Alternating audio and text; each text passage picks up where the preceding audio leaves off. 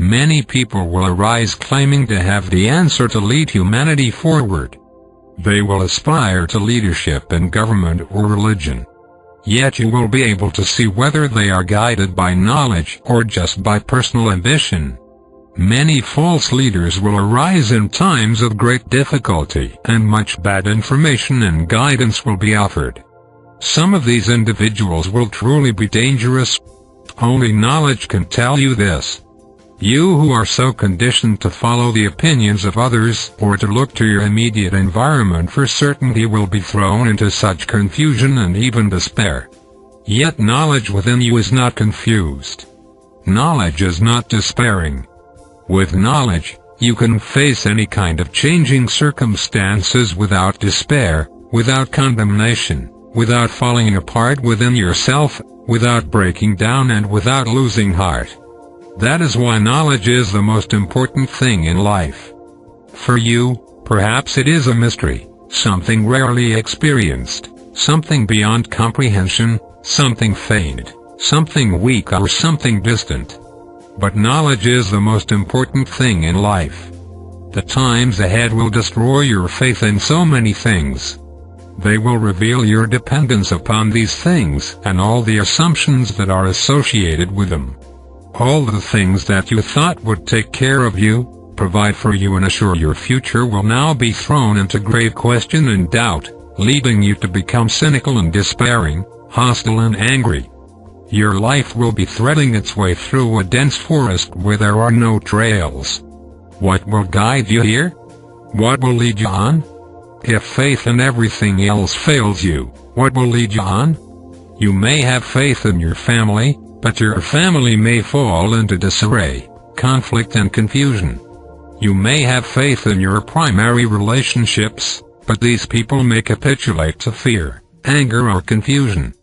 To have faith in others who are strong with knowledge is valuable. But it is knowledge within you that will give you the strength to follow them.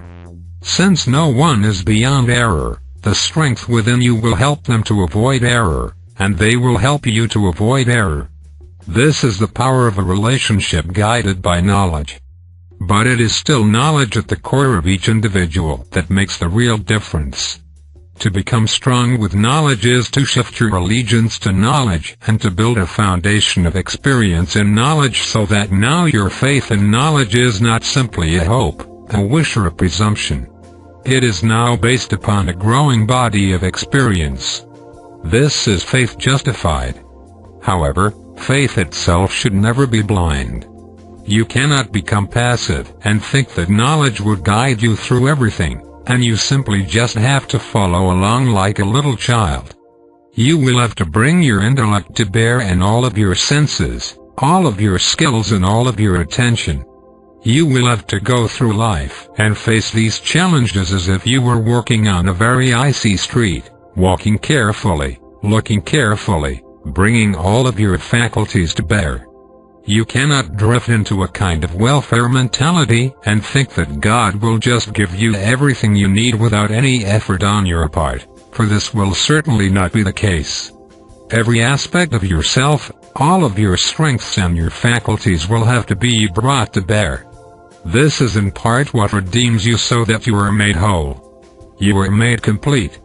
Instead of being a mass of different sub-personalities, different ambitions or conflicting goals, you are now brought into one focus, guided by one mind, organized and focused to meet challenging circumstances. Here challenging circumstances are redemptive to you and ultimately to nations of people. You will have to make very big decisions in the face of the great waves of change, perhaps bigger than anything you have ever done. You will have to guide others who are far weaker than you, who do not have this strength or this faith and knowledge. How will you do it? You cannot vacillate endlessly. You cannot be ambivalent. You cannot be indecisive for very long. You will have to make really big decisions, act upon them and overcome your self-doubt, your fear and your anxiety. What will give you the strength to do this? Faith in human leadership? Faith in human institutions? Faith in a distant God? People have placed their faith inappropriately in so many things that they cannot imagine change on a great scale. People have faith in technology, thinking that technology will solve all the problems that technology creates and that people create. It will be a new gadget or a new source of energy, and everything will be fine. You will just transition into the next energy paradigm, with a little discomfort and a little uncertainty along the way. People think that technology is now their God. Technology will provide for them and save them, giving them stability, wealth and power. Technology will be overwhelmed by the great waves of change. New technology will have to be developed, but it alone cannot save people. The power of nature will always overwhelm technology. This is a lesson that has been forgotten by people living in modern times. The marvels of technology have given you many conveniences and have provided medicines that have saved people's lives.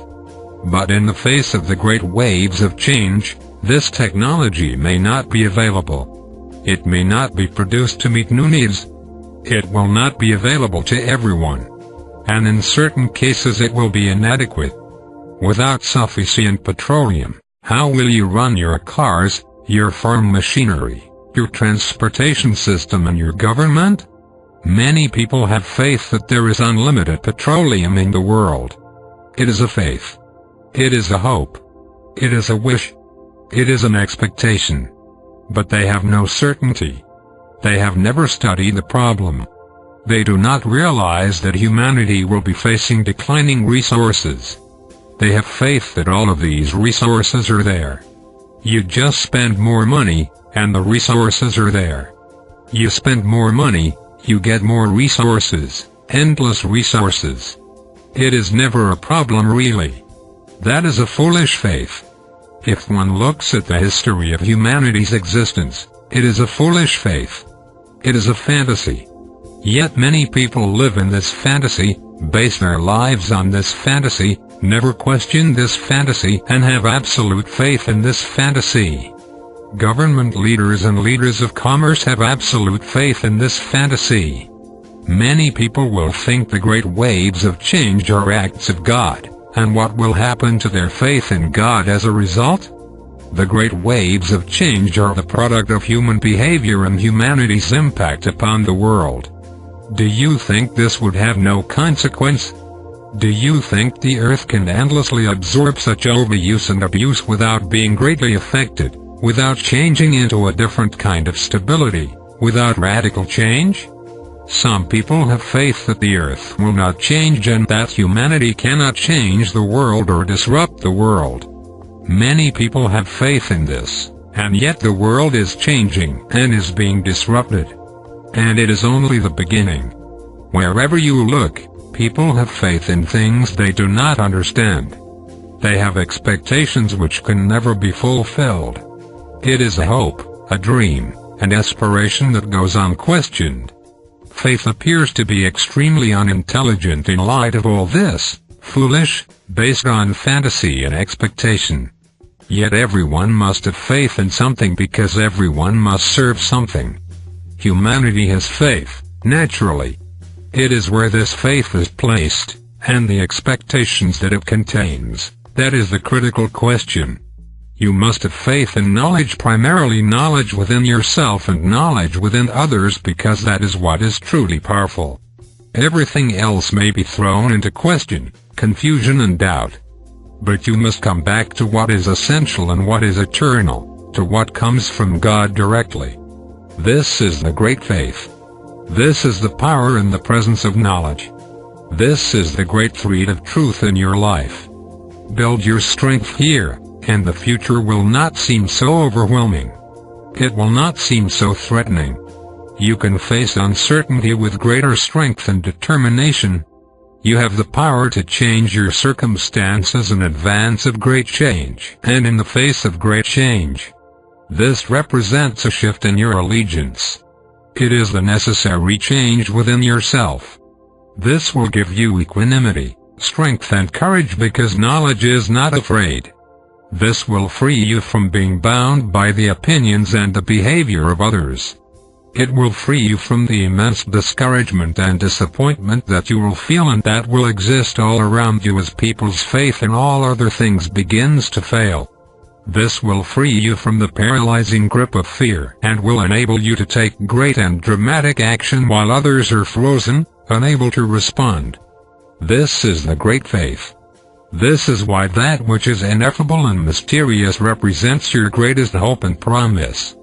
All human effort guided by knowledge, all human invention guided by knowledge, and all human ingenuity guided by knowledge has power, direction and real promise.